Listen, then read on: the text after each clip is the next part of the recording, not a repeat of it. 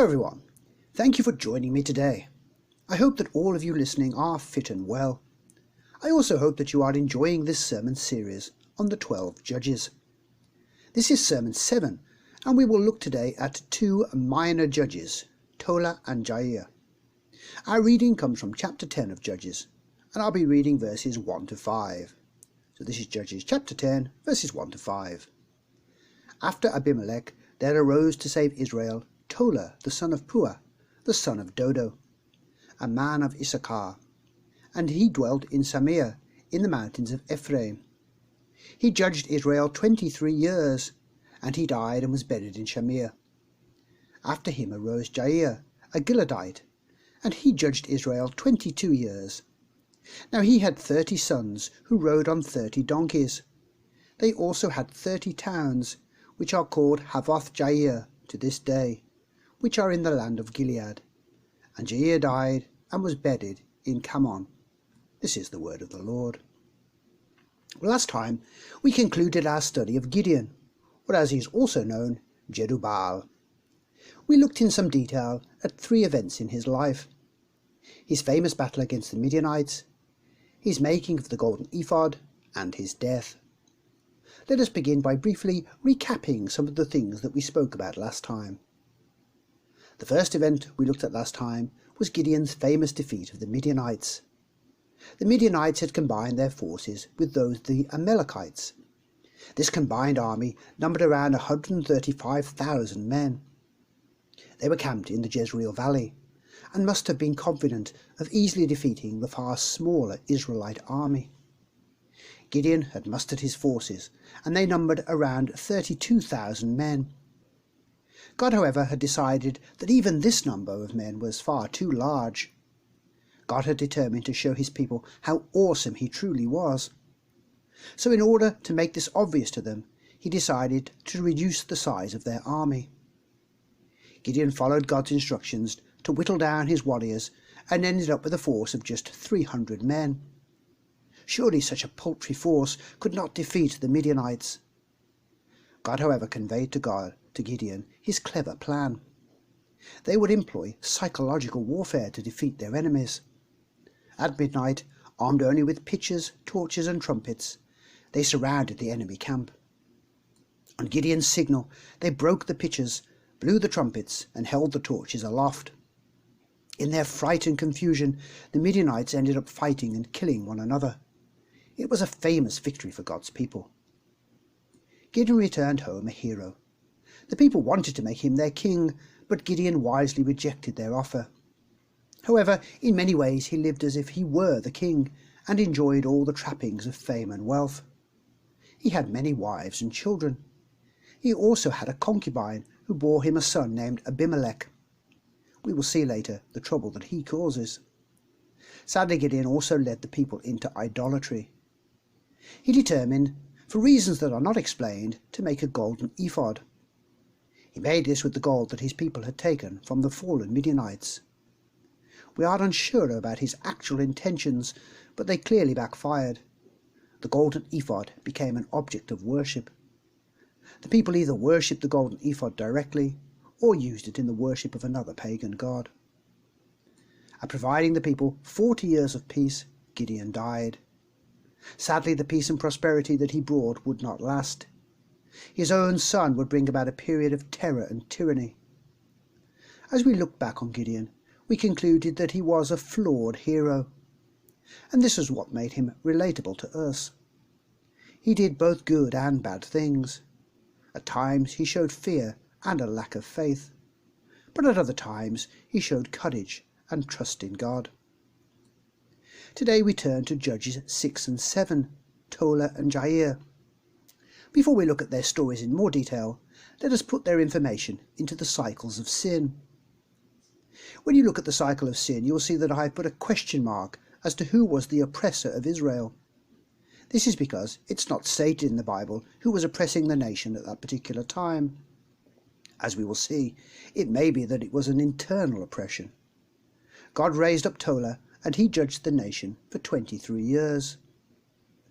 Again, with the judge Jair, we are not given very much information, but we do know that he judged Israel for 22 years.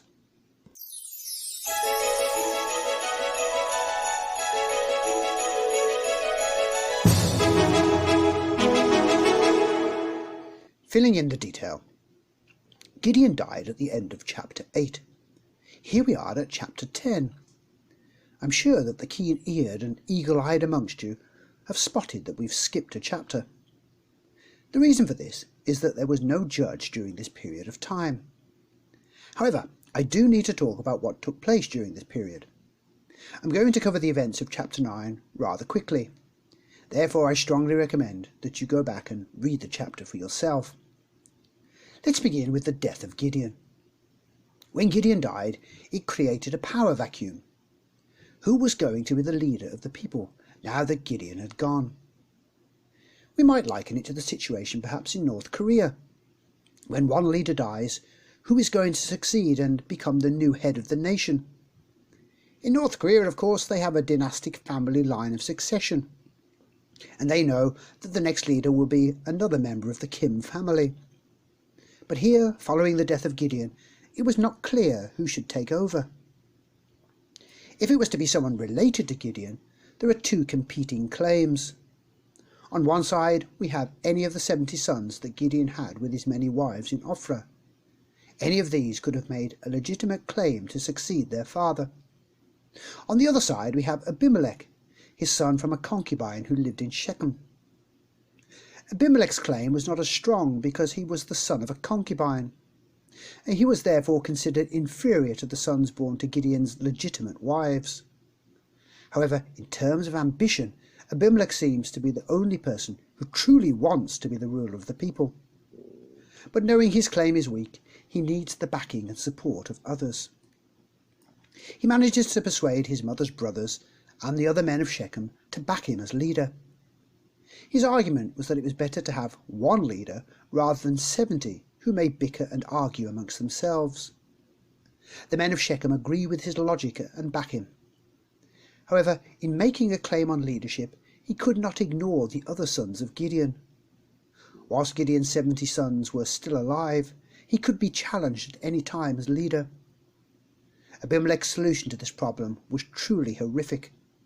He determined to get rid of them all. To do this, he hired some men, went to Ophrah, and killed all but one of Gideon's 70 sons. Only Jotham, the youngest, escaped the massacre. Then the people of Shechem, knowing exactly what he had done, made him king. We then get the only survivor of the massacre, Jotham, telling a parable to rebuke the men of Shechem. It's generally recognised as being the first parable in the Bible. A parable, remember, is a story that's intended to highlight or emphasise a moral truth. In the parable, the trees are looking for another tree to be their king. They ask a number of trees, the olive, the fig and the vine, to take up this position. But each of these trees refused because they had something more useful to do and they didn't want to be king. The only tree that wanted to be king was the unworthy bramble. A bramble produces nothing of value and is just a pest or an irritant. Jotham's message in the parable is clear. The trees represent the people of Shechem, and the bramble symbolises Abimelech. The men of Shechem, unable to find a good person to rule over them, had picked a worthless ruler. Jotham then goes on to condemn the people of Shechem for not honouring his father and respecting all that he had done for them. He rightly predicts that things will not end well. Abimelech ruled for 3 years before things became very difficult. God sent a spirit of ill will between Abimelech and the men of Shechem. After this time, they became rebellious and caused trouble. Abimelech is forced on a number of occasions to defend his crown against usurpers. One such rebellious figure is Gaal, the son of Ebed. He stirs up the people of Shechem against Abimelech. There is a battle and Gaal flees. Eventually, Abimelech captures and destroys the town of Shechem.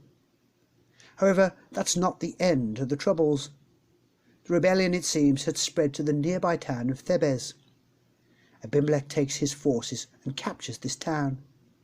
The people of Thebez run and shelter in a strong tower. Unfortunately for Abimelech, he stands too close to the tower and is hit on the head by a millstone thrown by a woman. Knowing that he will soon die, and not wanting the shame of being killed by a woman, he asks his armor-bearer to kill him. Thus comes to an end the life of this evil and wicked man. Things can only get better, can't they? It's time now to meet the next two judges, Tola and Jair. Judges 10, verses 1 and 2. After Abimelech there arose to save Israel Toler the son of Puah, the son of Dodo, a man of Issachar, and he dwelt in Shamir, in the mountains of Ephraim. He judged Israel 23 years, and he died and was buried in Shamir. I mentioned before how we distinguish between the major and the minor judges. It is not a judgment based upon their value, importance, or achievements. It's rather a reflection of how much attention the biblical writer gives them. Gideon was most definitely a major judge, but Tola and Jair are most definitely minor judges. Unfortunately, this means that the Bible tells us very little about them and what they accomplished. Tola gets just 2 verses. We are told that Toler was raised up by God to save Israel. But we do not know what the situation was at the time, or indeed who he saved Israel from. The name Tola is interesting. In Hebrew it means worm. Now you may think that an odd choice for his parents, and I doubt there are many parents today that would name a child worm, but the word Tola could also apply to the dye created by crushing worms. And this red-coloured liquid was used to dye royal robes. So perhaps the name was meant to reflect something about the honour or dignity of royalty. We also know that his father was Puah, and his grandfather was Dodo. He was from the tribe of Issachar, and his hometown was Shamir in the mountains of Ephraim. We are also told that Toler judged as Israel's leader for 23 years, and this is a considerable period of time. I think the length of his reign, and the fact that nothing negative is written about him, leads us to the conclusion that he was a faithful and God-honouring man. The account of Toler ends with the writer telling us that he was buried in his hometown. And that, sadly, is all that we know about Toler. Let us then turn to Judge number 7, Jair. Judges 10, verses 3 and 4. After him arose Jair, a Gileadite, and he judged Israel 22 years. Now he had 30 sons, who rode on 30 donkeys. They also had 30 towns, which are called Havoth Jair to this day, which are in the land of Gilead. And Jair died and was buried in Camon. Again, as with Toler, these verses are the extent of what we know about Jair. The name Jair means he, God, will enlighten. He was a Gileadite, meaning that he lived somewhere on the east side of the Jordan River, in the territory occupied by Gad. We are also told that he judged Israel for 22 years. Again, as with Toler, this is a considerable period of time. What we are told next is interesting. He had 30 sons, which suggests that he had multiple wives. This, as I said before, was not God's plan, but was a common practice at that time. That he practiced polygamy and had many children indicates that he must have been very wealthy and a prosperous man. Few men in the ancient world would have been able to afford to give each of their 30 sons their own donkey. The average Israelite at that time could not even afford 1 horse or donkey, let alone 30. We also learn here that each son was given their own city to rule over. These were collectively known as Havoth Jair, meaning towns belonging to Jair. Although he was not a king, in many ways Jair acted as if he was one. In summing up Jair, we must acknowledge that he was appointed judge by God, and God, after all, always picks the right man at the right time. So we must assume that, in the main, he was a wise and godly man. His length of reign suggests this. However, we must also acknowledge that he does not seem to have done anything different to the judges before him. He does not seem to have tackled any of the problems present in Israel at that time. However, given the extent of the information that we have about him, it's impossible to really pass a judgment on him. Next time we will look at Judge number 8, Geopath. Things to think about. I have 2 comments to make from today's passage. Number 1, the importance of being a quiet, loyal worker. Tola and Jair are minor judges. We know almost nothing about their lives or how they served the nation of Israel. But we should be careful about dismissing them. Together they brought 45 years of peace and stability, and that's a considerable achievement. Certainly the major judges like Deborah, Gideon and Samson get all the headlines. They are the judges that everyone remembers. But we should not forget those who quietly and without great fanfare do God's work. How true that statement remains today. The internet in particular has catapulted some pastors and Bible teachers into the realm of global stardom. Wherever such men go, there are big crowds and a great fanfare. Whenever news organisations need a religious viewpoint, they go to these people. But equally, and just as importantly, there are pastors, Bible teachers, missionaries and Sunday school teachers who just faithfully share the gospel and do God's work. The world does not often notice such people, but rest assured they are known and loved by God. This is because these people model what it means to be a loyal and faithful servant. So let us then gladly serve in our own small way and be grateful that God can use us.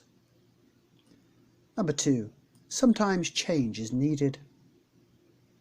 When we look at both Tola and Jair, we have to conclude that they simply maintained the status quo. They inherited a situation and did little or nothing to change it. And this is an acceptable thing if change is not needed. However, there were many problems in Israel that a good and sensible judge would have addressed. Making changes is often difficult. It's so much easier just to go along with the flow and not rock the boat. However, there are times when change is desperately needed. This might be a personal lifestyle change. Perhaps we need to eat more healthily or get more exercise. It might be a change in our spiritual lives. Perhaps we need to be more serious in reading and studying God's Word, or being more diligent in our prayer. It might be in changing the things that influence or impact our lives. Are we, for example, spending too much time doing things that take us away from God and the things of God? So sometimes change is needed. So let's take this time to look at our lives and make any changes that are necessary.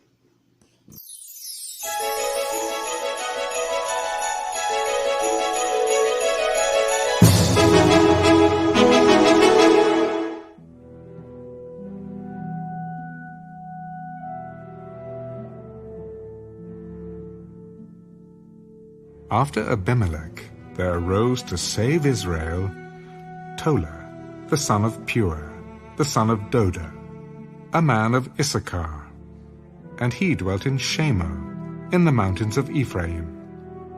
He judged Israel 23 years, and he died and was buried in Shemo.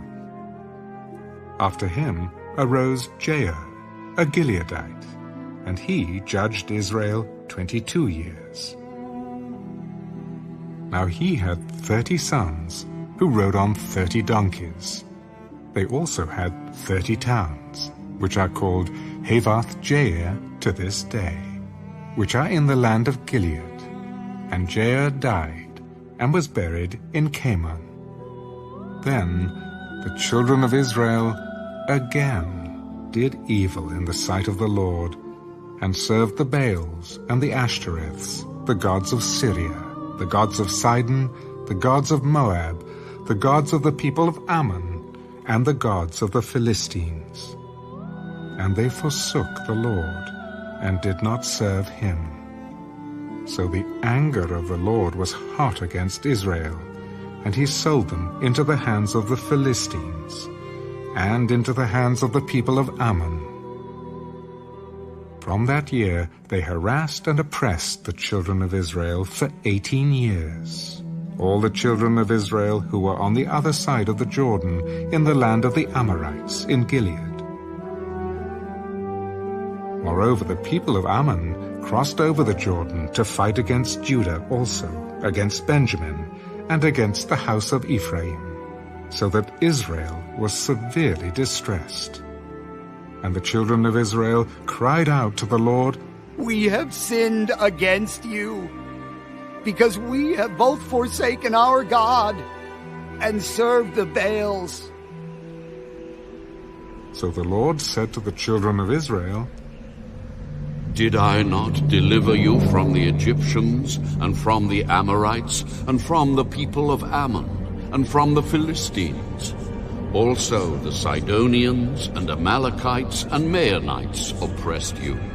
And you cried out to me, and I delivered you from their hand. Yet you have forsaken me, and served other gods.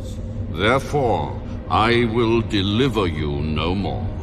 Go and cry out to the gods which you have chosen. Let them deliver you in your time of distress. We have sinned. Do to us whatever seems best to you. Only deliver us this day, we pray. So they put away the foreign gods from among them and served the Lord. And his soul could no longer endure the misery of Israel. Then the people of Ammon gathered together and encamped in Gilead. And the children of Israel assembled together and encamped in Mizpah. And the people, the leaders of Gilead, said to one another, Who is the man who will begin the fight against the people of Ammon? He shall be head over all the inhabitants of Gilead.